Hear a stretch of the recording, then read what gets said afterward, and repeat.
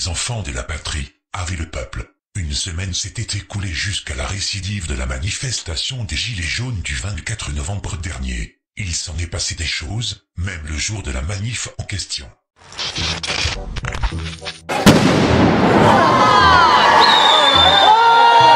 Merci d'être avec nous en direct sur BFM TV. Quand on voit ces images des Champs-Élysées, on a l'impression, et c'est une question que je vous pose, que vos collègues sont débordés.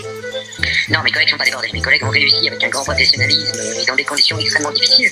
Prenez pour exemple pourquoi la mairie de Paris n'a pas retiré les barrières bornant les travaux sur les Champs-Élysées qui ont servi de barrage aux manifestants, enfin pas aux manifestants, on bien, aux casseurs. Ne faisons pas d'amalgame.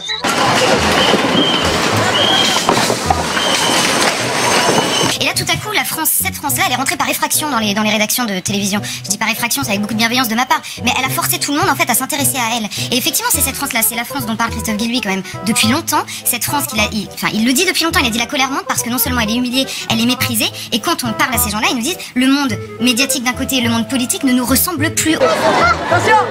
Ouais, comme ça. Les gars.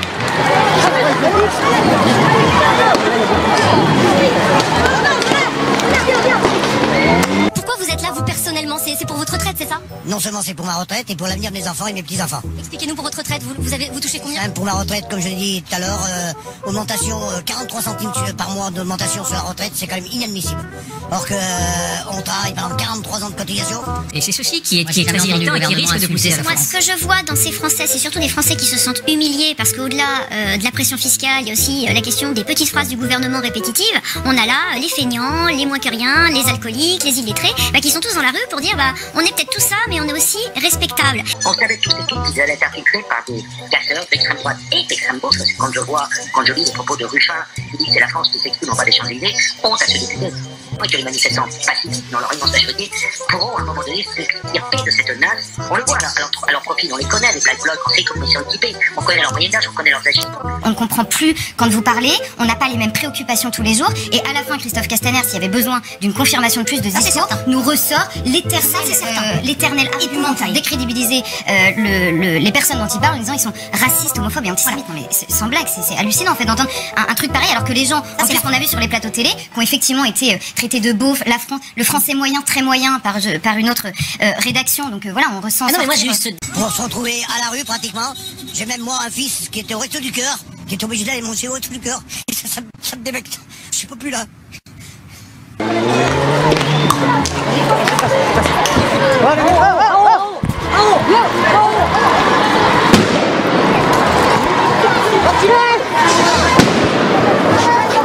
Alors, je le dis surtout pour la mairie de Paris, qui n'a pas retiré, on savait inévitablement, et des informations issues du renseignement de la préfecture de police, on savait inévitablement que nous allions avoir des casseurs, on avait déjà vu notamment à Quimper, la semaine dernière, des Black Blocs qui venaient là pour faire des flics, on l'a senti hier soir, avec des individus notamment à Angers, qui s'est reproché sur un parking d'hypermarché, avec une grenade à la main et qui prétendait vouloir être reçu en tant que gilet jaune par Emmanuel Macron. Qu'est-ce que vous faites là, vous? Qu'est-ce que ça vous intéresse tout ça?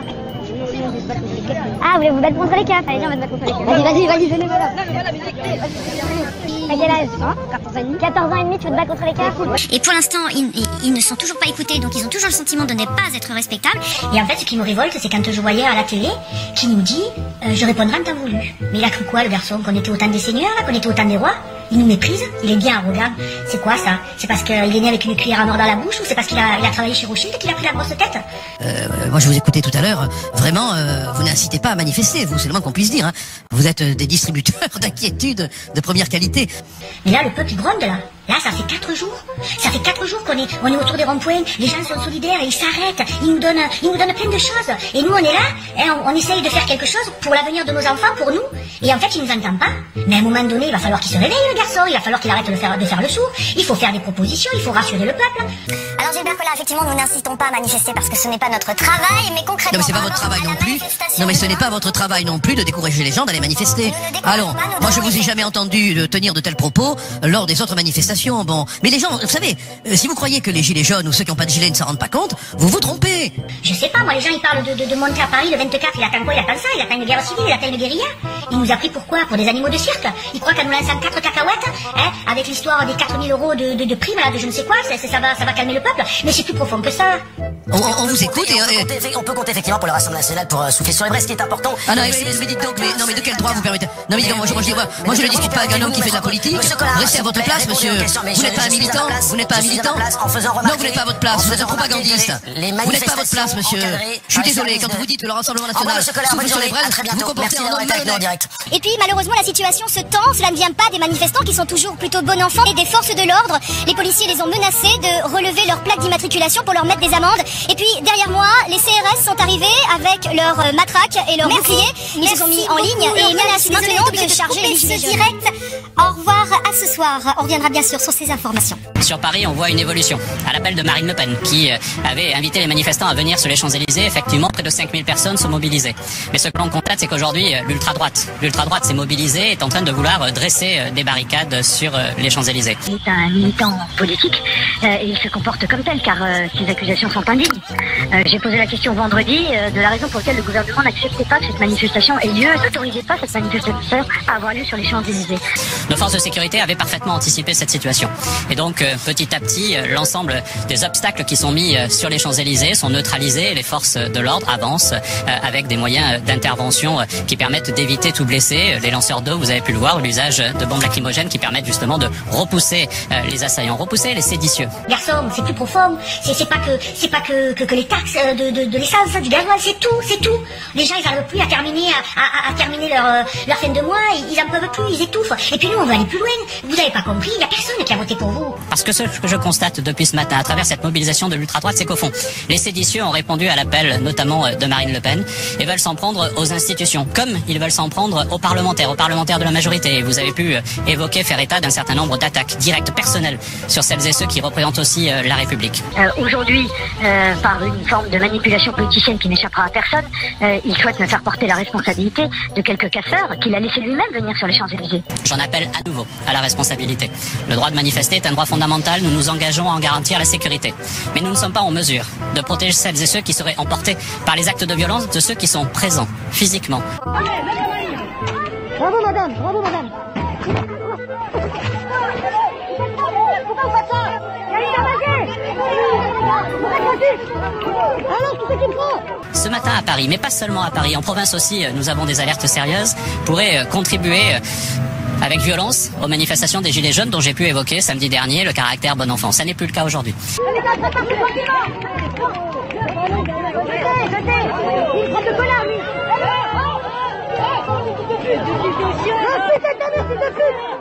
Car enfin, si véritablement cette manifestation ne devait pas se dérouler sur les Champs-Élysées, il ne fallait pas que M. Castaner laisse arriver des milliers de personnes sur les Champs-Élysées pour après les en déloger, ce qui évidemment créerait des tensions.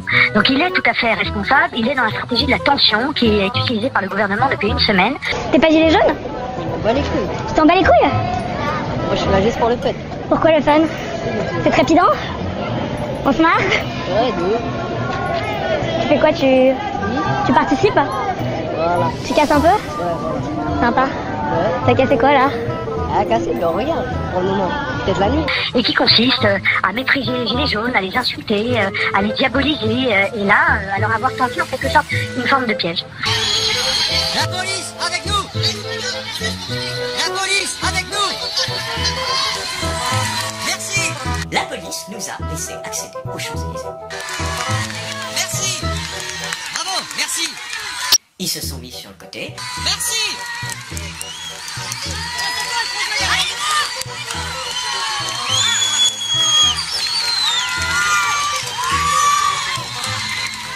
Donc la vraie chose qui s'est passée, c'est que le ministère a donné à la police l'ordre que les manifestants puissent traverser et se rapprocher des Champs-Élysées. Mais je croyais qu'on n'avait pas le droit d'y aller. Alors pourquoi tu demandes à la police de nous laisser y accéder? Et je demande à celles et ceux qui veulent manifester de se préserver, de se retirer de ces actes de violence et j'appelle les responsables politiques de ce pays à les dénoncer plutôt qu'à les alimenter. Alors, que M. Castaner fasse arrêter les responsables des violences, ça me paraît être une évidence, mais qu'il arrête de faire une utilisation minable et politicienne de ces faits pour tenter de réhabiliter un gouvernement qui aujourd'hui est contesté et à juste titre par l'immense majorité des Français. Ramenez ces chiens là! Voilà, vous êtes des mythos, partez, vous avez raison. Allez, BFM, hop, hop, hop, menteur. Allez, BFM. Il n'y a personne, il y a eu beaucoup d'abstention. Et le peu de gens qui ont voté pour vous, ce qui s'est passé, c'est qu'en fait ils le regrettent, ils sont dans la rue tous. On manifeste, on n'en veut plus de vous. J'aimerais que cette vidéo, elle arrive sur votre bureau ou sur votre téléphone. Est-ce que vous entendez à un moment donné? Sinon il va falloir aller voir l'ORL, se faire déboucher les oreilles. Salut, santé, comment dire le dire? Cassez-vous, cassez venir. Fake news, bande de fake que vous êtes. C'est vous les gars, c'est vous les fakes, vous fournissez le pays, bande de pourriture. Vous êtes avec Macron. La bombe au peuple là.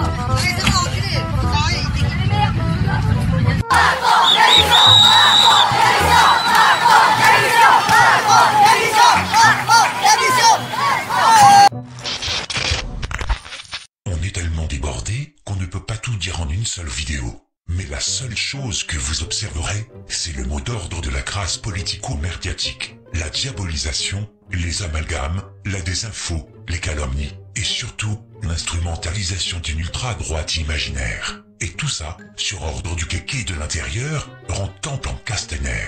Il n'a pas arrêté de la semaine, ni même le jour de la manif du 24 novembre. Plan du gouvernement pour faire baisser le prix des carburants, infiltrer le mouvement avec des casseurs et perturbateurs. Alors, je le dis surtout pour la mairie de Paris, qui n'a pas retiré, on savait inévitablement, et des informations issues du renseignement de la préfecture de police. On savait inévitablement que nous allions avoir des casseurs, on avait déjà eu notamment à Quimper, la semaine dernière, des Black Blocs qui venaient là pour faire du flic. On l'a senti hier soir avec des individus notamment à Angers, qui s'est retranché sur un parking d'hypermarché avec une grenade à la main et qui prétendait avoir reçu en tant que gilet jaune par Emmanuel Macron. Qu'est-ce que vous faites là, vous? Qu'est-ce que ça vous intéresse, tout ça? Ah, vous voulez vous battre contre les keufs? Allez, viens, on va te battre contre les keufs. Vas-y, venez, voilà. T'as quel âge? 14 ans et demi. 14 ans et demi, tu veux te battre contre les keufs?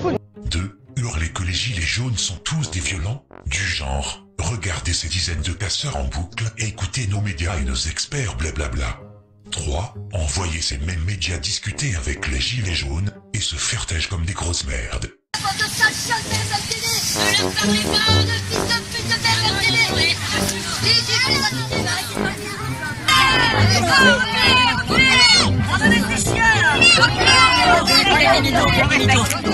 Voilà, vous êtes des mythos, partez, vous avez raison. Allez, BFM, hop, hop, hop, menteur.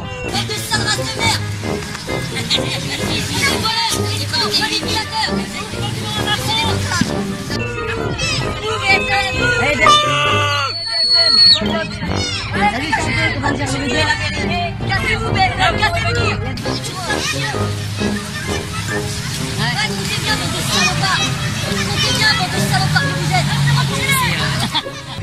Fake news, bande de fake que vous êtes. C'est vous les gars, c'est vous les fakes, vous fournissez le pays, bande de pourriture. Vous êtes avec Macron. La bombe au peuple là. 4. Ces gens sont déradicalisés, on se croirait en 1930. 5. Sortir des sondages et vidéos affirmant que les Français sont opposés aux gilets jaunes, afin de créer une opinion publique anti-gilets jaunes sortie de nulle part. Ne riez pas, ça a marché avec la mise en place du régime Macron. Les médias sont capables de tout. Je ne reviendrai pas sur certains points d'actualité de cette semaine précédente, car l'abominable Tabibian a pratiquement tout dit dans sa vidéo, dont je vous conseille. Autant se concentrer sur les dernières fraîches.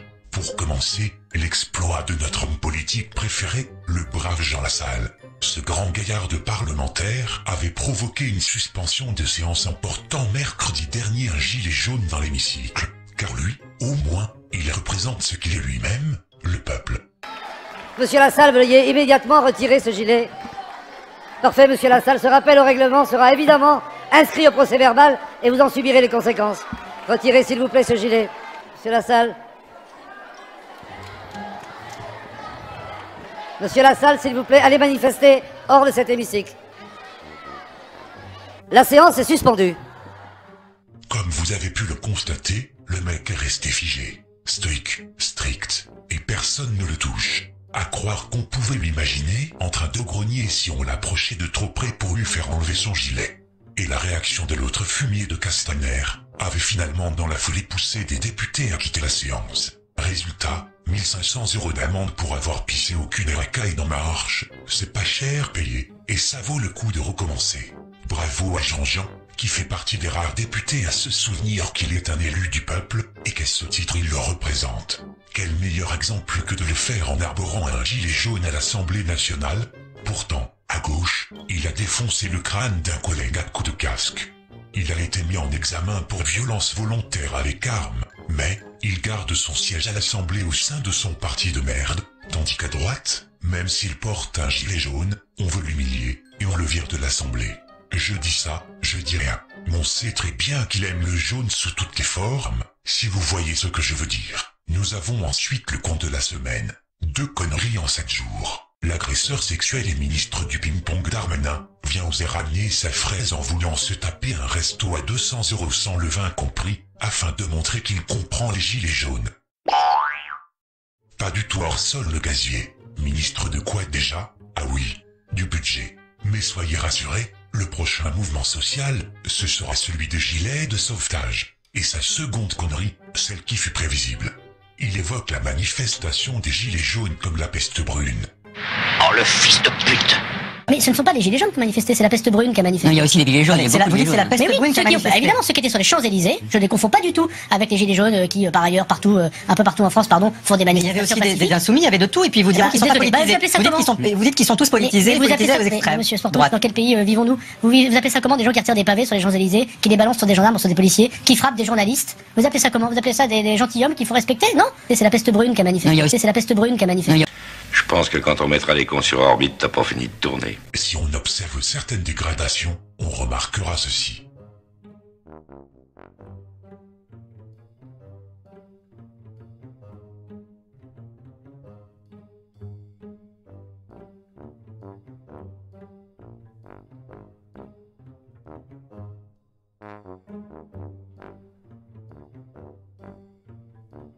Et dire que ce chien rampant de Darmanin a été élevé par les gilets jaunes de Tourcoing, et comme on garde tout et on n'oublie rien, la Gestapo de la LGBT appréciera. Quand on parle d'extrême droite à la con, vous avez encore le cruel et sanguinaire Hervé Ryssen, qui a réussi à ouvrir le score pour l'équipe des gilets jaunes face à celle de la police.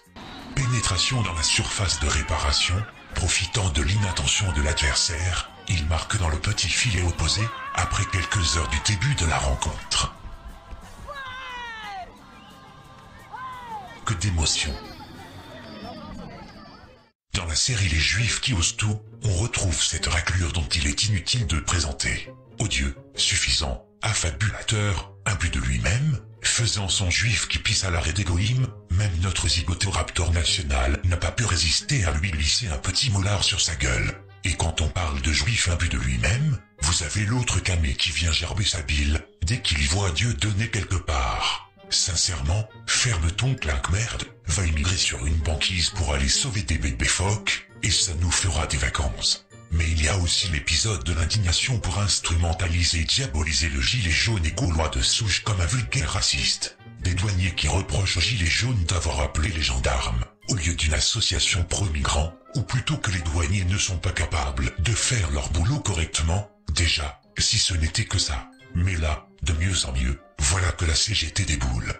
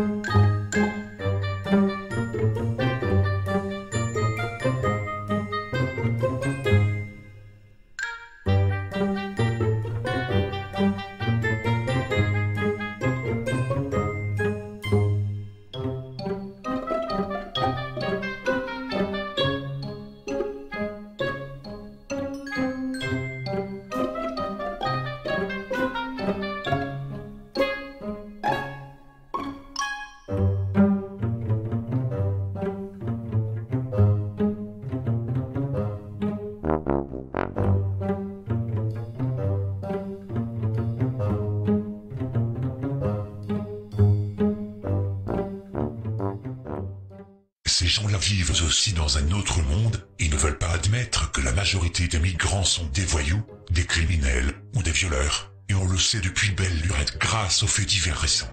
Non, ces blaireaux-gauchistes projettent toujours cette idée du migrant mendiant et crevant de faim, et que le Gaulois doit s'écraser chez lui, doit se pousser pour faire de la place, en gardant le sourire, se faisant pisser dessus au passage depuis 40 ans devant ce flux d'immigration insupportable. Par contre, on peut soupçonner Macron d'avoir vu Les Seigneurs de la Route, film d'anticipation sorti en 75. Un président régnant en maître et organisant une course automobile majeure où des bolides marquent des points en écrasant des piétons. De quoi je parle?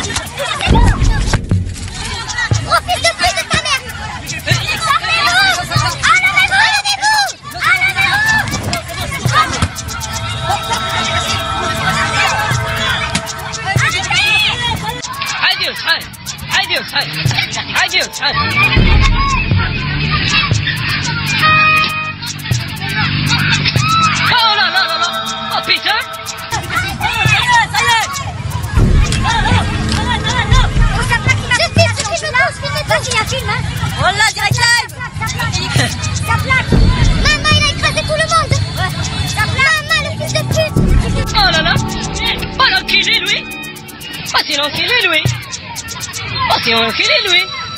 Oh putain. Ah, Louis, il va tuer les gens, quoi. Il va tuer les gens, quoi. Oh putain. Oh putain.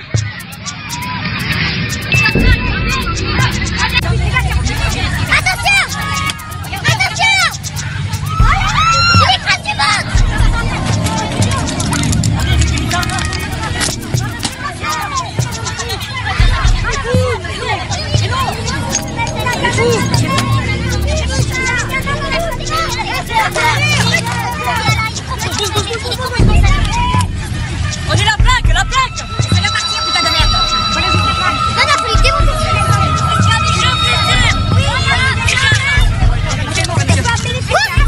Il est mort. Vous allez bien, monsieur? Je filme tout, vous inquiétez pas. Il a le pied cassé. Il est où, mon frère? À mon avis, c'était pas Gilbert Montagnier qui était au volant. Voilà plus de 10 jours que les Gilets jaunes, soutenus par 77% de la population, sont qualifiés de poujadistes, de fachos, de racistes, de nazis, de beaufs, de bons à rien, de ploucs, etc. Le résultat, des gens tentent désormais de les écraser. Chauffés et encouragés par Castaner et sa clique, les macronistes s'en donnent à cœur joie. Les médias, s'ils en parlent, nous diront qu'il a paniqué le pauvre. Sur Bouffe Merde TV, pendant ce temps-là, on nous dit que le peuple de Paris n'est pas solidaire des Gilets jaunes. Ben voyons. Genre, le pari à trottinette et en Uber de 2018 à 12 000 € le mètre carré est encore celui de Gavroche et de la commune.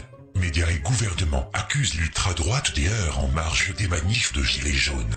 Quelqu'un peut-il me dire ce qu'est cette ultra-droite et à quoi on reconnaît ses représentants? N'est-ce pas une invention pour masquer Black Bloc, Nuit debout et autres caisseurs gauchistes? Il les reconnaît comment les ultra-droites? Ah bah ne vous inquiétez pas, la grande chaîne d'info TF1 va vous le montrer. Mais qui sont ces casseurs? Il s'agirait de 200 personnes, souvent cagoulées, vêtues de noir et très mobiles. Plusieurs signes ont permis aux autorités de reconnaître des membres de l'extrême droite, comme certains drapeaux et slogans. Ni vu ni connu, je t'embrouille. Maintenant c'est officiel, la croix de Lorraine du général de Gaulle est devenue un signe d'extrême droite. Autre fake news qui a bien circulé pour mieux en rajouter, une jolie récupération visuelle est reliée par ces petits salopards en marche, une serait-ce que de la névrose, que cela ne nous étonnerait pas trop. La team Macron a encore une fois frappé en propageant un supposé salut nazi en direct de Bouffe Merde TV. Plusieurs comptes Twitter, comme la team Macron d'ailleurs, avaient partagé un extrait du live de Bouffe Merde TV pour dénoncer ce qu'ils pensent être un salut nazi. Ah non, c'est pas vrai. Ah non, il n'aurait pas osé. Ce manifestant qui samedi fait en direct un signe de la main devant une caméra, aussitôt interprété par ce compte Team Macron comme un salut nazi. Petite précision, ces saletés avaient osé minutieusement et gentiment couper le son de la vidéo pour tenter d'orienter l'imbécile à regarder là où il faut et semer la confusion. Nous avons retrouvé la vidéo originale avec le son cette fois. a fait, Macron?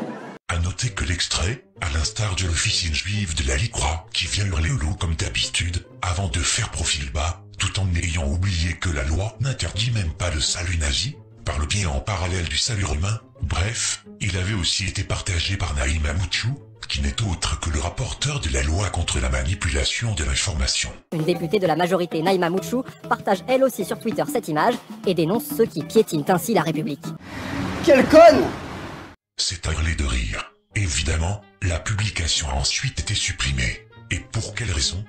Parce que ce fake news, non seulement n'a dupé personne, mais a été aussitôt épinglé par les médias mainstream. Résultat des courses, tout le monde repart dans sa tanière, sauf ces salopards de Team Macron, qui persistent encore et toujours à nier l'évidence, sans jamais avoir sucré leur publication. Tous des bananes. Faut dire que les mecs sont au taquet total pour vouloir cracher à la gueule des gilets jaunes, afin de les faire passer pour des violents qui se substitueraient à la loi. Et, les connards? Et lui? C'était quoi? Un exemple de bravoure ou un dernier recours des innocents et des sans espoir peut-être?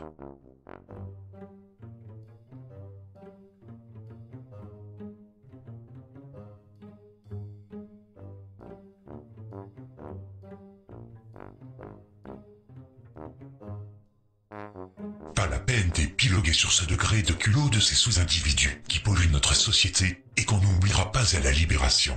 Et pour finir cet épisode avant la suite, vous n'avez pas forcément eu que de la désinfo, mais aussi de la fatigue caractérisée. Ou alors, c'est qui le stagiaire chez Bouffe Merde TV? Encore un transfuge de chez Gorafi, je suppose. Tout va bien dans le meilleur des mondes, il y a encore du boulot avant la suite.